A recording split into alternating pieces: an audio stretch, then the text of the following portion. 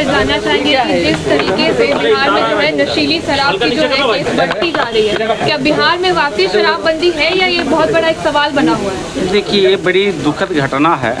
जहाँ सवाल है शराबबंदी के, तो शराबबंदी के जब आई थी तो बिहार की तमाम पार्टियां एक साथ एकजुट होकर के राज्य के मुखिया आदरणीय नीतीश कुमार जी को समर्थन देकर के पूर्णतः शराबबंदी का समर्थन लोगों ने किया था। और शराबबंदी के आड़ में समय समय से जब इस तरह की घटनाएं घटित होती है तो सरकार कार्रवाई करती है, और उस कार्रवाई के पीछे आप सबके प्रिंट मीडिया, इलेक्ट्रॉनिक मीडिया के माध्यम से बिहार के 13-14 करोड़ जनता जानती है कि जो माफिया इसके पीछे पड़े हुए हैं वो माफिया कुछ लोगों को संरक्षण में जीते और आगे बढ़ते हैं। लेकिन सरकार का कार्रवाई होती है।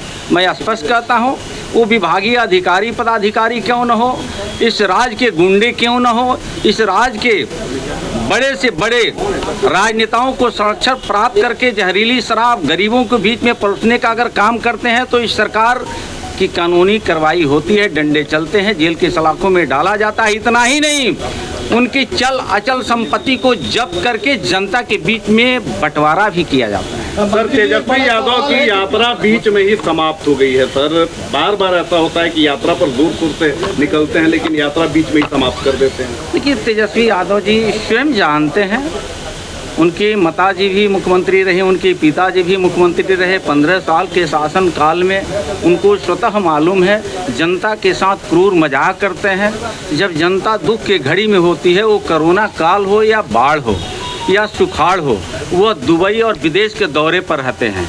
जब उस दुख के काल से राज्य के मुखिया आदरणीय नीतीश कुमार जी जब बाहर निकाल आते हैं, सामान्य जिंदगी जीने योग्य बिहार के वासी हो जाते हैं, तो विदेश के दौरा से वापस आकर के एक नाटक गढ़ते हैं, हम बिहार की जनता के साथ हैं। बल्कि बिहार की जनता जानती है कि आप बिहार की जनता से आपको कोई लेना देना नहीं है। शायद उनको फीडबैक मिल गया, उनके नेताओं ने उनको सद्बुद्धि दे दिया कि आप अगर जनता के बीच में जाएंगे तो जनता आपसे सवाल करेगी। जब हम बाढ़ में डूबे हुए थे, सुखाड़ में हम रहते हैं, कोरोना काल में रहते हैं, तो तेजस्वी यादव जी कभी आप पूछने नहीं आते हैं। तो शायद इस सवाल का जवाब उनके पास नहीं है, इस वजह से वो त्वरित अपनी कार्यक्रम को निरस्त किया। लेकिन गिरिराज जी की यात्रा पर सवाल उठने लगे हैं। कल गिरिराज सिंह यात्रा पर निकलने वाले हैं, आपकी पार्टी कह रही है कि उनकी व्यक्तिगत यात्रा है, तो ये यात्रा वाकई है क्या, और क्या जेडीयू और बीजेपी के संबंधों पर असर पड़ेगा? देखिए, ये सबका माननीय सांसद है और सबको अपनी अपनी बात को लेकर के जनता को सजग करना, जनता को जागरूक करना कर्तव्य बनता है। तो इस कड़ी में वो अपने कार्यों को लेकर के आम जनता के पास जाएंगे। सबको धन्यवाद करना चाहिए। एक सवाल, सर, बदरुद्दीन अजमल हैं पूर्व मंत्री, पूर्व सांसद, उन्होंने कहा है कि जो नई संसद भवन बनी हुई है दिल्ली में वो वक्फ बोर्ड की जमीन है, और कई जो ऐतिहासिक धरोहर है उस पर उन्होंने दावा जता दिया है। इस पर क्या प्रतिक्रिया है आपकी?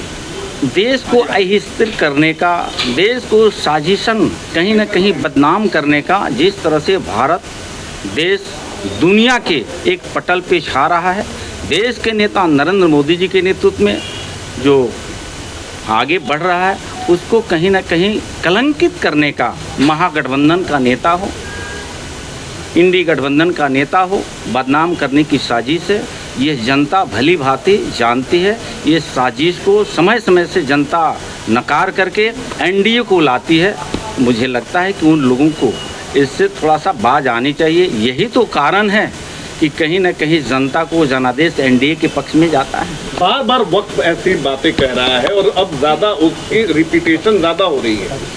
मैं तो अनुसूचित जाति जनजाति कल्याण विभाग के मंत्री होने के नाते एनडीए सरकार के वो राज्य के नेता हो या देश का नेता हो, मैं तो मांग करता हूँ कि वक्फ बोर्ड की ज़मीन जो है, ये सरकार एक कानून बना करके बिहार में जितने भूमिहीन हैं, देश में जितने कमजोर भूमिहीन व्यक्ति है, जिसके पास खाने रहने का घर नहीं है, प्रधानमंत्री मुख्यमंत्री आवास बनाने की जमीन नहीं है, वक्फ बोर्ड को इन गरीबों और दलितों शोषितों में कमजोर वर्ग के अल्पसंख्यकों में भी बांट देने की आवश्यकता है। सर, प्रशांत किशोर बोलते हैं कि शराबबंदी जो है खत्म करेंगे। बिहार में शराबबंदी की वजह से कई केसेस सामने मिल रही है, तो आपका क्या कहना है? जब सरकार प्रशांत किशोर बोलते हैं तो सरकार बौखला जाती है। शायद प्रशांत जी गरीबों के बीच में जाने का काम नहीं करते हैं।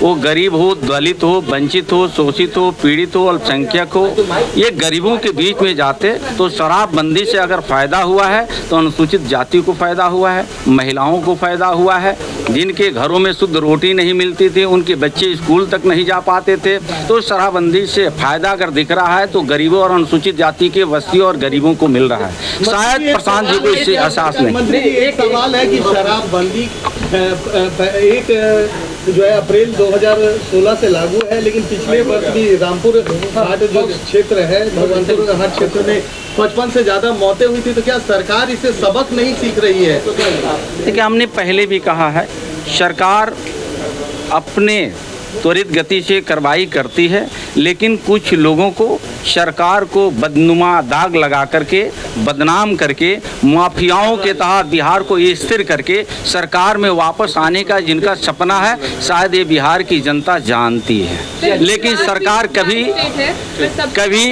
ये इस तरह के कुछ काम करने वाले लोगों के ऊपर कानूनी कार्रवाई करती है।